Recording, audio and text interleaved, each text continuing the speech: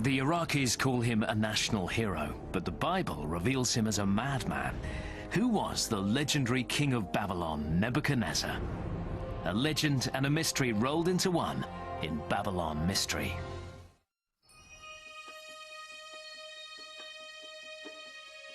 Mesopotamia, the land between the rivers, is between the Euphrates and the Tigris, and was once the birthplace of culture.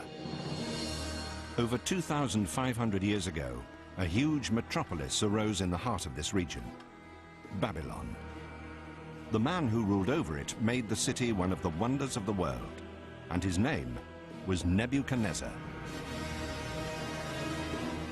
The structures constructed by the king of the Euphrates became myths, like the huge Tower of Babel, which was to appeal to the imagination of generations to come.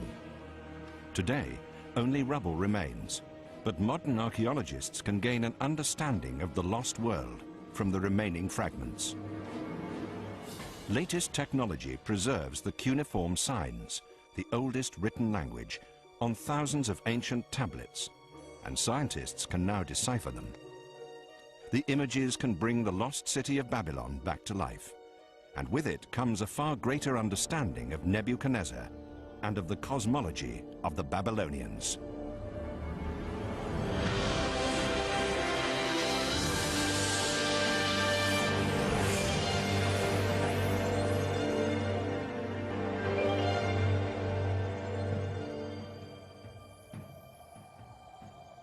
The rediscovery of Nebuchadnezzar's world began 100 years ago in Lebanon. The French consul, Henri Poignot, explored the region round El Hermel in search of ancient artistic treasures. At the time, there were many expeditions by colonial administrators. The 19th century was the time of great discoveries. Wherever they went, they seemed to make new and important finds. The legendary city of Troy had been excavated. Egyptian hieroglyphics could be deciphered, and on a hot October day, Henri Poignot made a discovery that would later be acclaimed as an archaeological sensation. Poignot worked on the assumption that the vast empire of Babylon once extended to this point on the shores of the Mediterranean, and he discovered proof. On a stone wall, the portrait of a king had been chiseled out, overpowering a lion with his arm. According to the inscription, it was Nebuchadnezzar, king of Babylon. In the fading light of day, Henri Poignot managed to take a sensational photograph.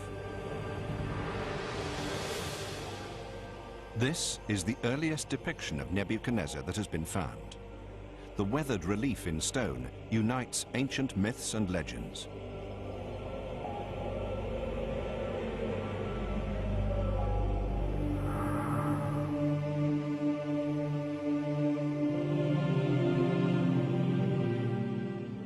The kingdom ruled by Nebuchadnezzar benefited from the influence of the two great rivers, the Euphrates and the Tigris. As long ago as 2,500 years before Nebuchadnezzar, works of art were created that bear witness to the cultural achievements of the period and convey a curious picture of the people of that age.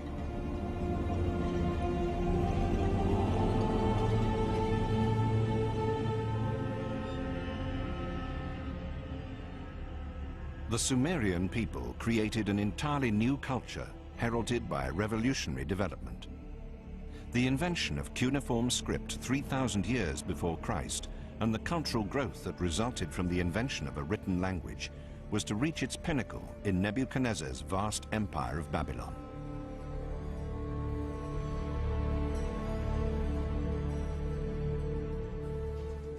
The new technology spread from ancient Uruk to the whole of Mesopotamia, extending far to the north.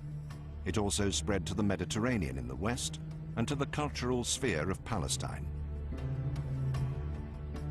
Nebuchadnezzar's kingdom extended as far as Egypt and Jerusalem, a veritable empire.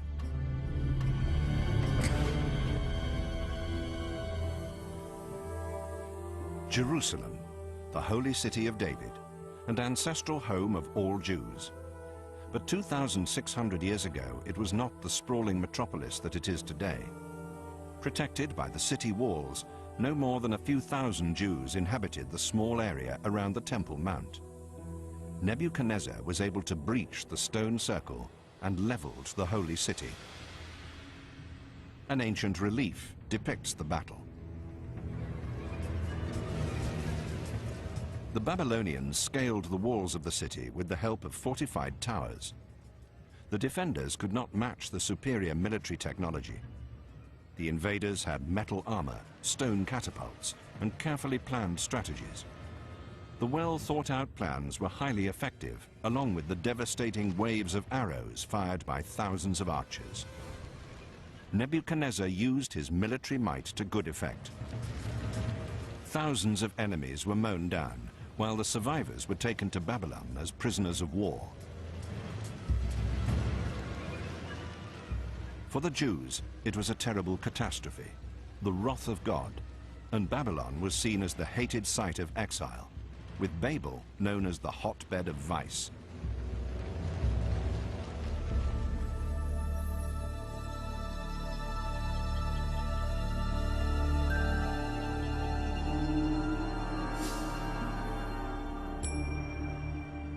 To this day, the remains of Babylon can be seen in Iraq. But at the beginning of the 20th century, all that could be seen of the former metropolis were foundation stones and rubble. The buildings, just 20 years old, are mere reconstructions.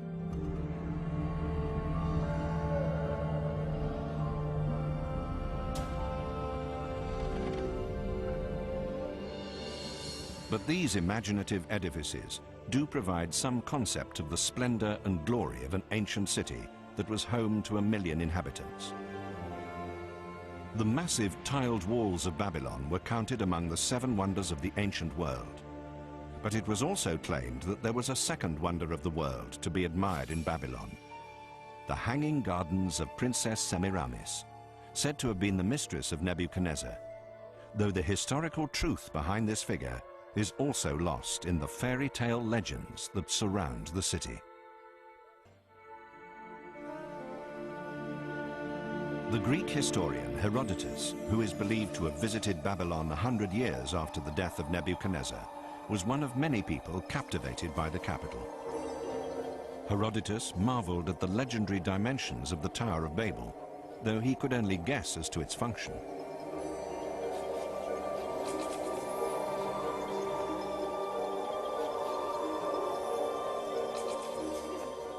As he tried to describe the sights, he let his imagination run wild as he enthused about the city with streets 16 meters wide, walls 25 meters thick, and an urban area that stretched for 96 kilometers.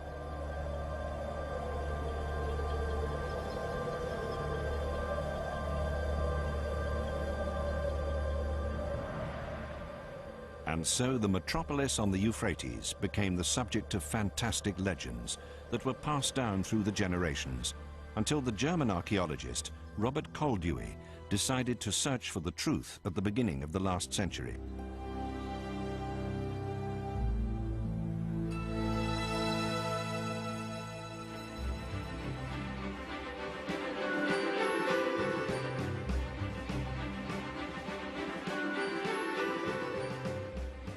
When Koldewey reached the presumed site of the ancient city of Babylon, all that could be seen were piles of rubble covered by the drifting desert sands. But Koldewey was certain that the legendary Babel was buried there. The initial excavations revealed remains of vast city walls and confirmed his belief that only the capital of Babylon could have had such mighty defenses.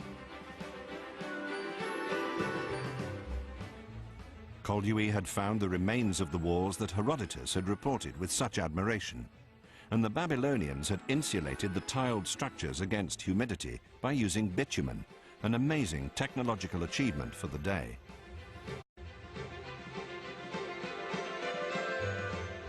Koldewey was obsessed with the idea of excavating the whole of the legendary city. For 18 years, even during the First World War, he excavated the site almost without interruption. Today, his followers still work with shovels and spades. The excavations that began in Iraq 100 years ago have taken them on an archaeological journey back through time to the Empire of Babylon.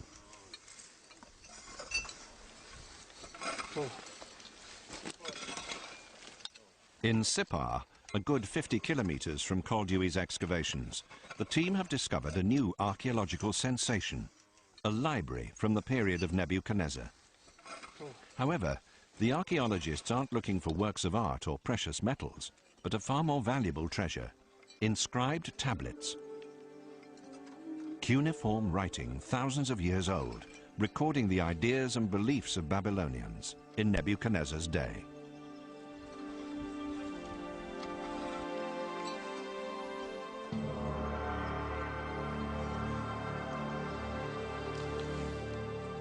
The archaeologists have been able to unearth over 300 clay tablets, valuable texts describing rites and customs, myths and politics. The library of Sippar is literally a treasure trove of knowledge. But first, the knowledge has to be decoded. Deciphering text like this is a race against time, as experts on cuneiform script, like Professor Sommerfeld at the Museum of Baghdad, watch the ancient clay tablets decay before their eyes. Though the clay tablets are far less susceptible to the ravages of time than parchment, as soon as they are unearthed, changes in temperature and humidity often cause the clay to crumble in a relatively short period of time. And then the accounts of life in Babylon turn to dust.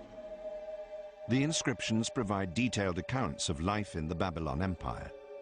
Within the finds is a record of an event that plunged the people into fear and terror over 2,500 years ago, an eclipse of the moon.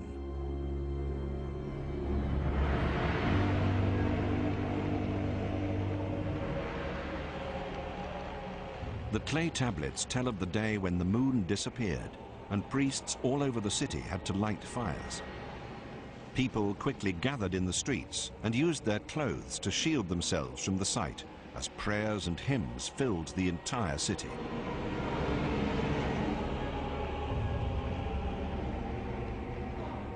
The soldiers of the king dipped their hands into dark clay and smeared it over their faces, covering them entirely. Only in this way could the moon, believed by the Babylonians to be a god called Sin, be appeased. Only then would the god be prepared to show his face to mankind once more.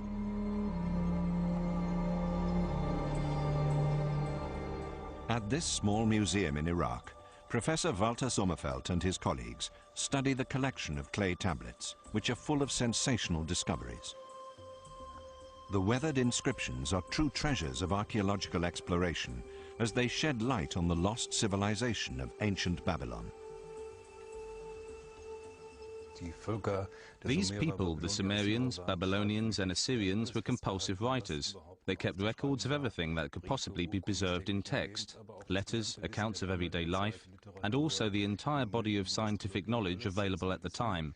Literature, mythology, astrology, everything we know about them has come down to us by means of clay tablets, and so far we've found about 1 million of them. We estimate that in the region around Iraq, there could be 100 million more buried in the ground, and only a small proportion of the texts we've found so far, about 25%, have been deciphered. With so many clay tablets holding so much information, it's hardly surprising that archaeologists are eager to preserve the legacy of Nebuchadnezzar with the aid of the latest technology.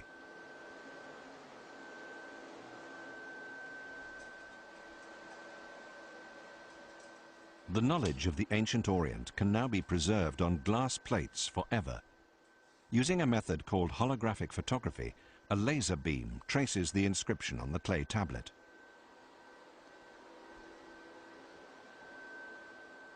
A system of mirrors allows the image to be reproduced on a photographic plate and fixed by using a special developing process.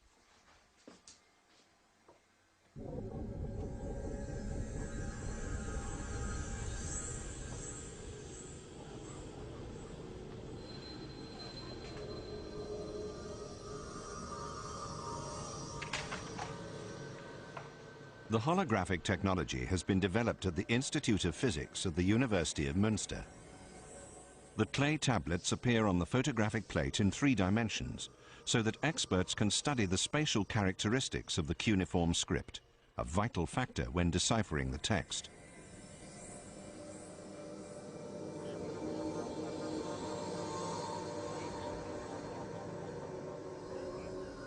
The image resolution of the hologram is so detailed that even individual symbols within the text can be examined under the microscope without damaging the original in any way.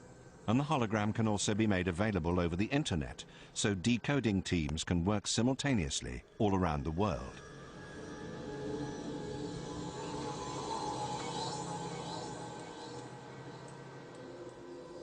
The tablets with cuneiform script tell age-old stories, and now the wisdom of ancient Babylon can be presented on computer screens today.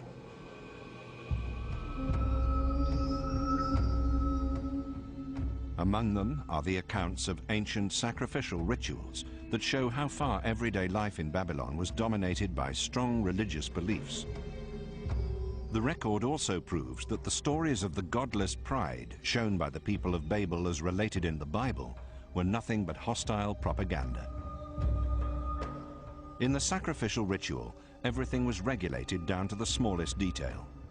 The type of oil the priest had to wash his hands with, and the exact position he had to adopt when he examined the claws and teeth of the animal to be slaughtered.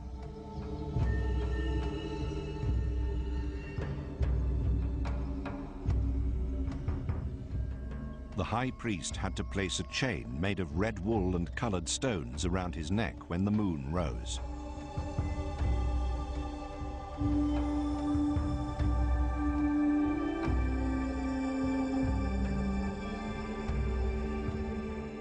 Only then could the body of the animal be slit open and the liver removed. The condition of the organ indicated whether good times or bad were in store for the empire and the king. They believed that their entire future depended on how the animal's liver was interpreted. It was a divine sign.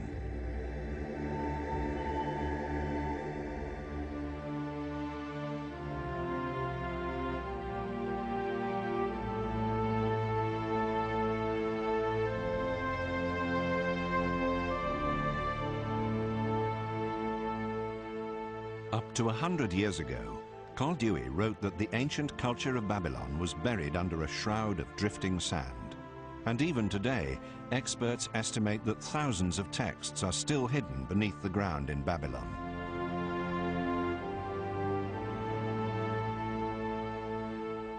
Carl Dewey wrote, "The ruins remind me of the prophet's curse in the Bible, and never more shall Babylon be inhabited, and nobody shall live there again." Did the biblical curse really come true? And could Carl Dewey have guessed that 100 years later, new methods would be developed to shed light on the mystery of Babylon, including rockets?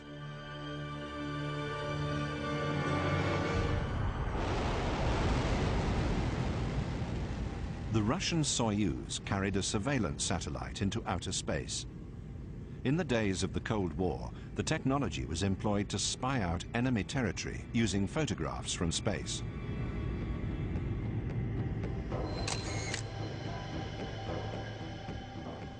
As the shuttle raced back to Earth, there were 150 satellite pictures on board. Among them was one of an area 32 degrees north and 44 degrees east, Iraqi territory. Moscow, Leningrad Prospect 47, formerly the headquarters of Soviet military intelligence. With the Cold War over, the satellite pictures that were used to spy on enemies are now available for research purposes.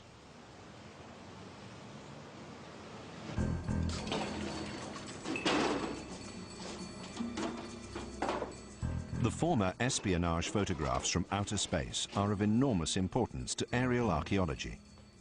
An expert can learn valuable information from these bird's-eye views. The outlines of structures that have long collapsed and are buried deep underground may appear in aerial shots as variations in vegetation and color.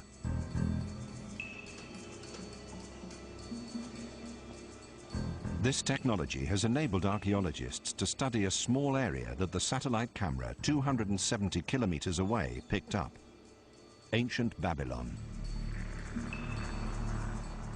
As the computer enlarges the image, the entire area of a city that has long since vanished can be seen. In the top left is the modern palace of Saddam Hussein, and to the right, the region excavated by Koldewey. The aerial image shows that only a small area of the ancient city has so far been studied by archaeologists. In fact, Nebuchadnezzar's city extended much further, as this satellite photograph shows. It was over 60 times larger than the reconstruction that can be seen today.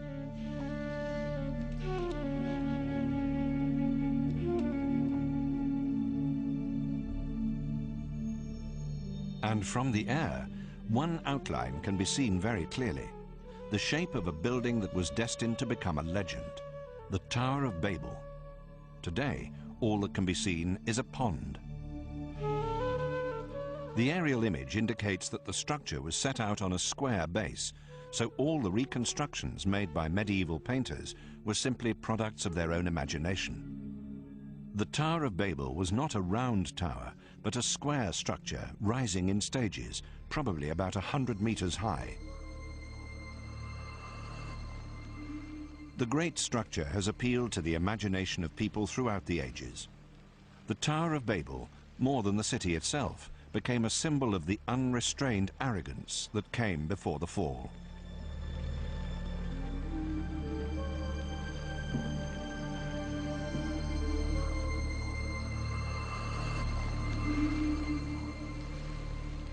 Herodotus, the father of historical writing, may well have seen the Tower of Babel when half of it still remained, even though the decline of the city began almost as soon as Nebuchadnezzar's son succeeded him. At least in his mind's eye, Herodotus would have been able to picture the magnificent scene as the royal procession began to climb the tower, climbing to the blue temple at the summit, the temple of Marduk, god of the city.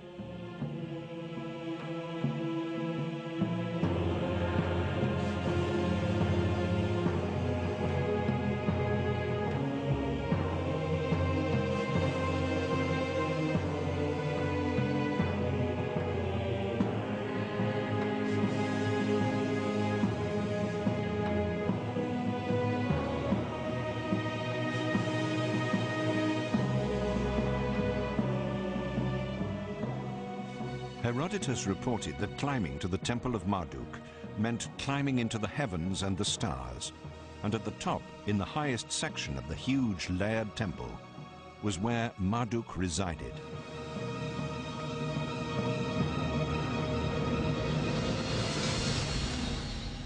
Herodotus let his imagination run away with him and wrote that on a golden bed lies a Babylonian virgin, the consort of the god, and from time to time the god himself appears, Marduk, the divine ruler, the great god of Babylon, the god who knows everything, who sees everything.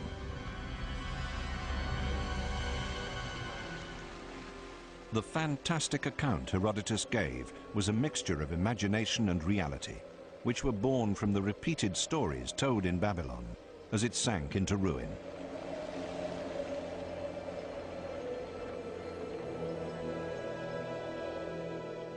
Little remains of the Babylonian temple towers today. They're just rubble. But in Borsippa, which can be seen from Babylon, the giant ruins of another tower reach up into the sky.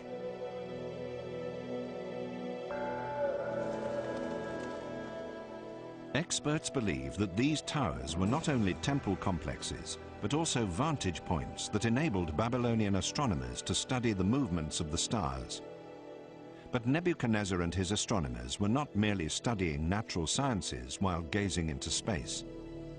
They regarded the celestial bodies as gods and believed that the movements of immortal forces in the cosmos above reflected all aspects of reality down on Earth.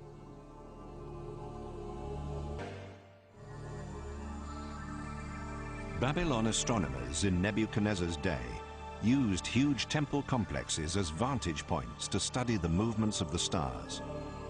But they were not just studying natural sciences, as they believed that celestial bodies were gods, and that the behavior of the stars, sun, moon, and the 5 planets known at that time offered an insight into the future of life on Earth.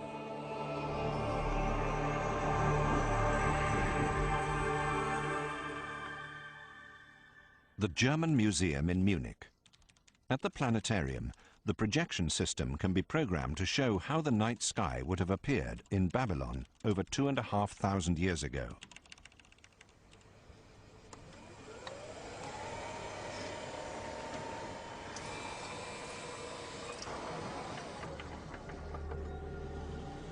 In the artificial sky of the planetarium, thousands of stars appear as they would have done to Nebuchadnezzar himself.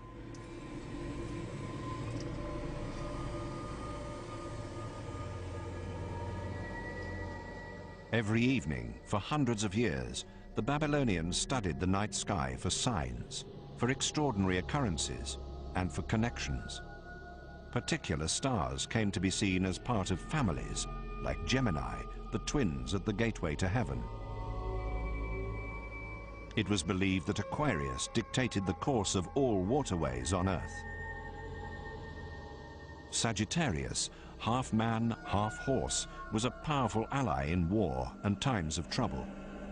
There was Taurus, the mythical bull, who could devastate whole cities and was particularly feared. The Babylonians invented astrology as we know it today.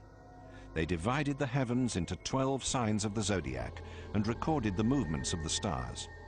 They may even have mastered the technology behind the construction of telescopes, as suggested by this polished quartz lens. The Babylonians had a sophisticated understanding of mathematics, and geometrical tablets prove that scientists were already familiar with Pythagoras' theorem. This theorem influenced the architecture of one of Babylon's most famous structures, the Blue City Gate, dedicated to the goddess Ishtar. In his telegrams to Berlin, Koldewey praised the unique beauty of the tiles as the blue glazed bricks were packed into cases and transported to Berlin, where they were washed and sorted. The reconstruction of the Ishtar Gate began in the Museum Island of Berlin. After 2,500 years and a journey of 5,000 kilometers, the great city gate of Nebuchadnezzar was completed, and with it were many depictions of animals in a style that was very typical of Babylonian art.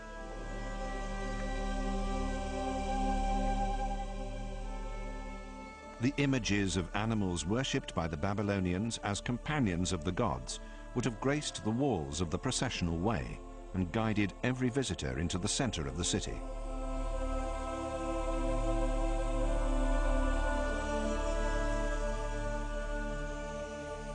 And what an overwhelming impression the fresh blue tiles must have made on those who entered the City of Miracles from the heat of the desert.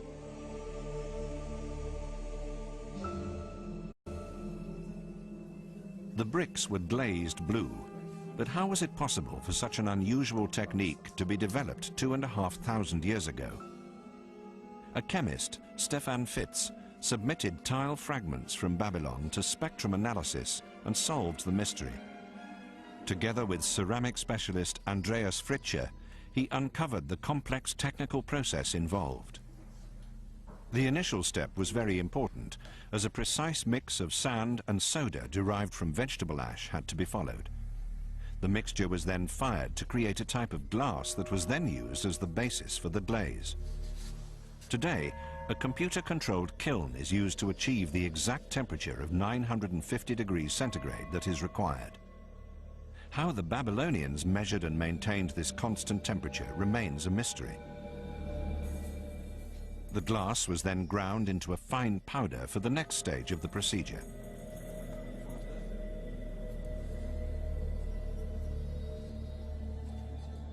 Tiny quantities of cobalt and copper oxide were added to the powder. The combination of the chemicals produced the distinctive brilliant blue color. But how could the ancient Babylonians have measured such extremely precise quantities of the minerals? Scientists today can only achieve the desired result by using pharmaceutical scales that are accurate to a milligram.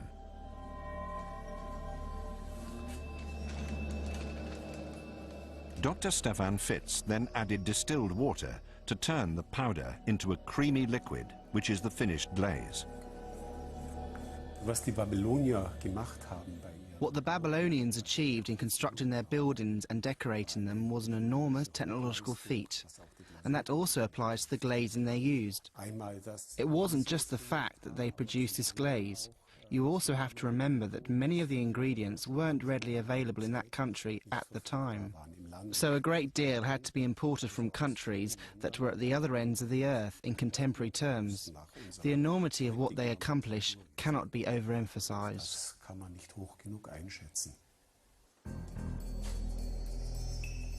The glaze was then painted onto the brick. Finally, the object was fired again, this time for 12 hours at a constant temperature of over 1,000 degrees centigrade.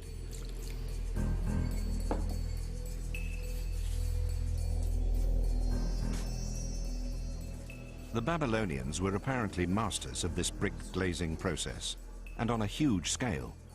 The Ishtar Gate alone was clad in over 20,000 outer bricks. This gave it a brilliant blue sheen, a reflection of the sky above.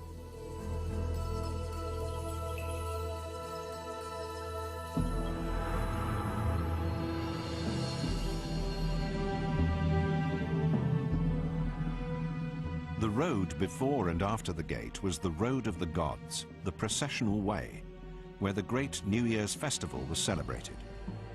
This is known from the inscription stamped on the bricks, which read, "For the gods Marduk and Nabu, I cement the interior of the road with asphalt and fired bricks, and over this I place a powerful layer of glazing dust. May you gods be content as you wander along this way." Nebuchadnezzar had this message stamped on thousands of the tiles used.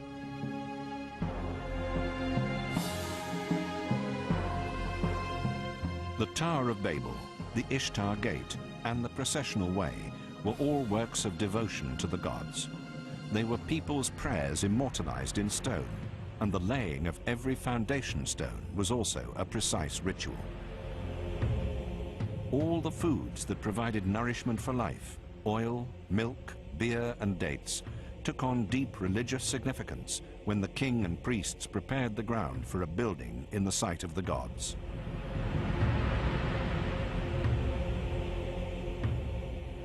The ancient clay tablets mentioned the complex rituals and described them in great detail.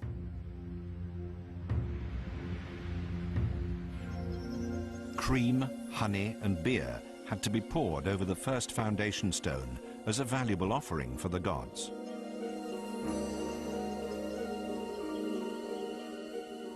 Clay-fired statuettes, envoys of the gods, were placed on the sacred stone, each of them holding a metal shaft in its hand as a symbol of divine power.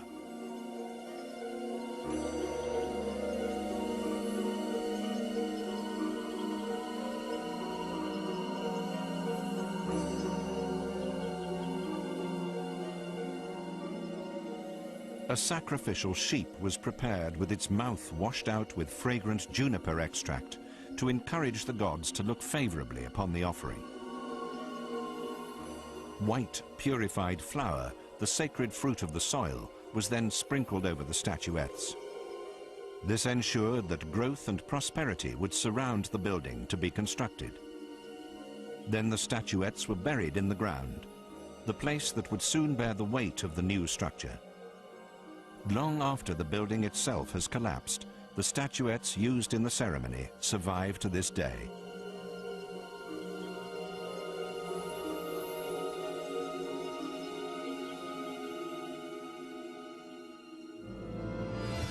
Herodotus also wrote about certain rituals, but the Greek historian apparently failed to understand their significance. Though it was so long ago, the magical culture of Babylon had collapsed in ruins many years before he journeyed to the city.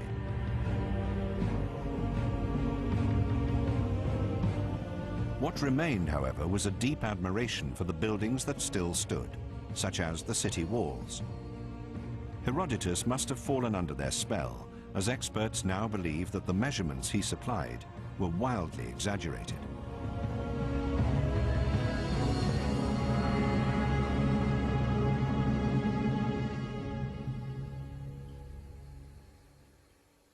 Scientists are now adopting new methods to test their theory.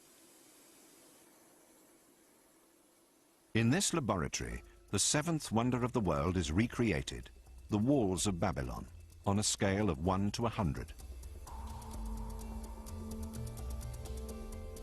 Laser cutters make it possible to punch out holes 1,000 at a time and precisely trace the surface profile of the tiled brick walls connecting them.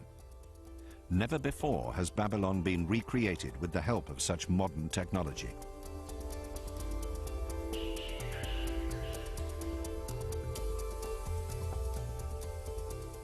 But this pioneering work is not merely being performed to produce a decorative model. It's an example of experimental archaeology, and the resulting model shows immediately that the data provided by Herodotus were not correct. When the proportions he provided are employed in the construction of the model, the number of battlements, for instance, doesn't match the length of each wall as stated.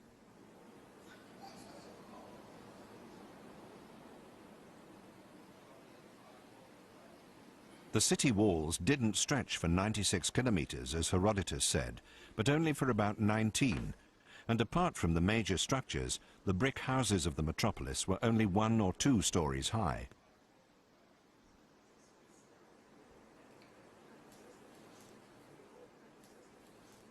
The experiment with the model illustrates that the streets followed a ground plan that cut through the houses almost at right angles.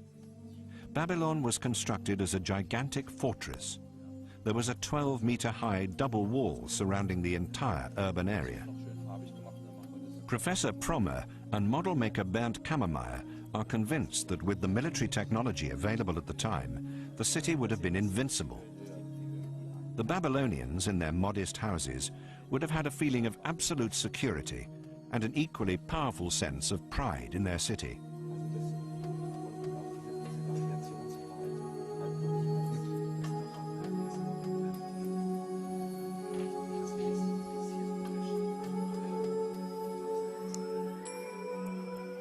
The camera shows the sense of awe that the ancient city dwellers must have had for the environment that dominated their everyday lives.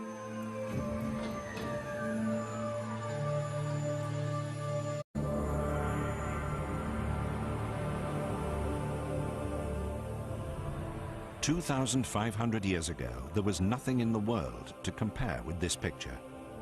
At the time, Rome was still a village of mud huts. Constantinople didn't exist, and it would be over 2,000 years before the first house was constructed in New York. Nebuchadnezzar proudly stated, "That which no former king has done, I have achieved."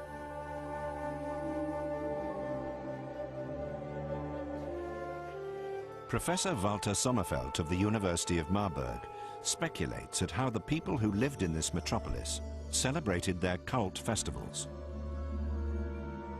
Man muss sich ein Fest so vorstellen, dass im Mittelpunkt die sehr eindrucksvollen Götterbilder standen. You have to imagine a festival with an extremely impressive statue of a god in a central position. It was huge and brightly coloured, with ceremonial decorations. The king was there, along with the high priests. There was singing by the light of the flaming torches. Something of a similar kind of religious sentiment is still found today in India. We can't take part in Babylonian festivals like this anymore, but at least there are a great many parallels in India that enable us to capture something of the atmosphere of that time.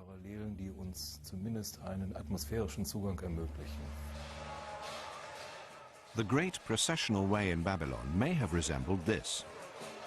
There are considerable parallels between the religious festivals celebrated each year by the people of Puri in eastern India and Nebuchadnezzar's Great New Year's Festival, an ancient religious tradition that perhaps spread from Babylon to India, or the other way round.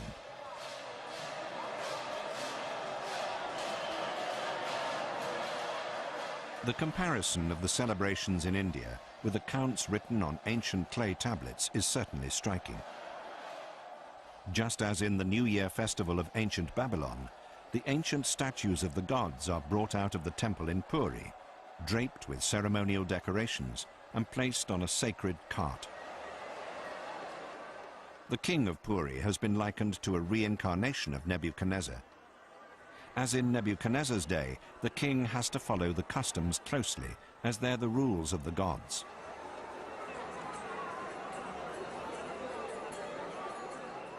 Just as Nebuchadnezzar once did, he has to clean the cart in a ritual gesture. This religious ceremony serves to legitimize his rule and to renew the bond between king, god, and the people. The entire population is caught up in the euphoric ritual.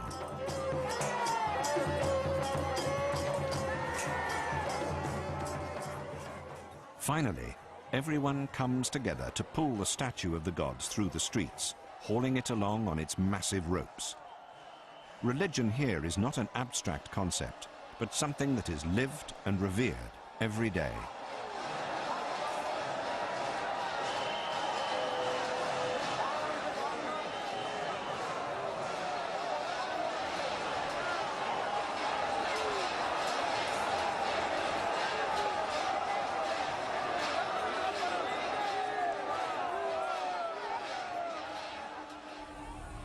The hectic bustle of the carnival route in Puri is a modern reflection of the ancient rituals 2,500 years ago in Babylon.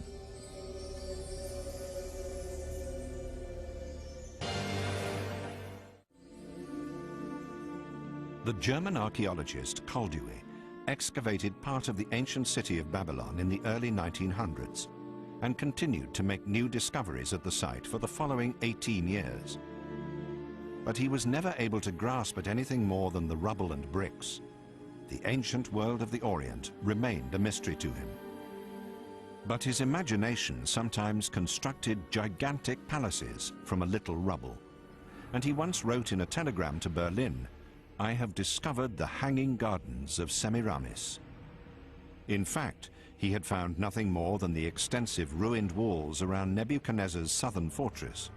But his eagerness led him to believe that such huge walls must have supported an enormous superstructure, like the Hanging Gardens, as depicted in a 3,000-year-old Assyrian stone relief.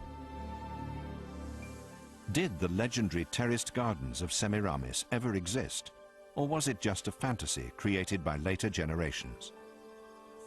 With the aid of another model, archaeologist Professor Michael Promer discovered the Hanging Gardens could have existed. The precise measurements and the carefully thought-out construction indicate that this must have been a real structure. Of course, we are not faced with the incredible weight of material and the need to make everything watertight, which must have been a special problem, a massive problem for the engineers of the time. And they tried everything possible: lead sheets, asphalt lining, and layers of tiles, and then vaults underneath. And of course we have no idea how watertight it really was, but it's an incredible project, and it was never attempted again in this form. At the back, the water supply was apparently fed up to the top level, and it seems that the water was allowed to seep down via these terraces, which means that the whole structure was permanently underwater. And you can see from the gigantic walls, from the thickness of the walls, in comparison to the quite narrow vaults, that they were well aware of this problem. It was thought that the roots of the trees would reach right down to the bottom, which is of course nonsense. But that's what the people thought. It must all have been filled with soil, which would mean the water would seep through. So keeping this building in a stable condition was a miracle in itself. You have to remember that.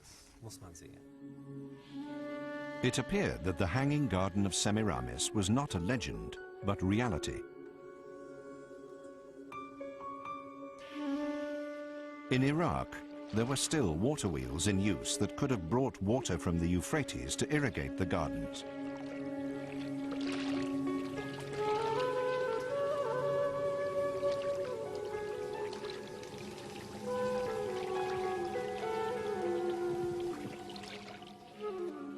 A park area of this kind must have been the crowning glory of a city like Babylon. A feature of immense prestige that may well have attracted even more admiration in the blistering heat of the Orient than the Tower of Babel, standing 100 meters high. But the figure of Princess Semiramis, with whom Nebuchadnezzar is said to have fallen in love, does not stand up to historical examination. She was just a legend.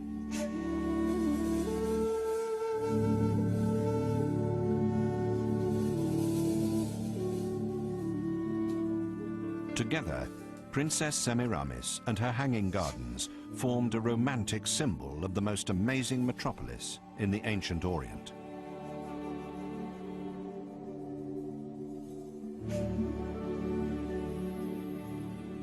Ancient Babylon was a dream city of international fame and the gateway of the gods. But it was a dream that collapsed with astonishing speed. It is perhaps the greatest tragedy that the immensely powerful city walls never really had to defend Babylon against an enemy. The reign was eroded from within. Nebuchadnezzar's successor, Nabonidus, was overthrown by his own priests. And then suddenly, Babylon was little more than a footnote in the annals of history.